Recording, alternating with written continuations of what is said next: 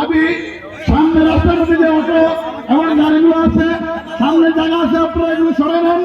আমাদের বিভিন্ন বিভিন্ন বিষয়গুলি নিয়ে আসবে, তাদেরকে সুন্দর এবং সুশৃঙ্খলভাবে ঢুকার জন্য জায়গা তৈরি করবেন।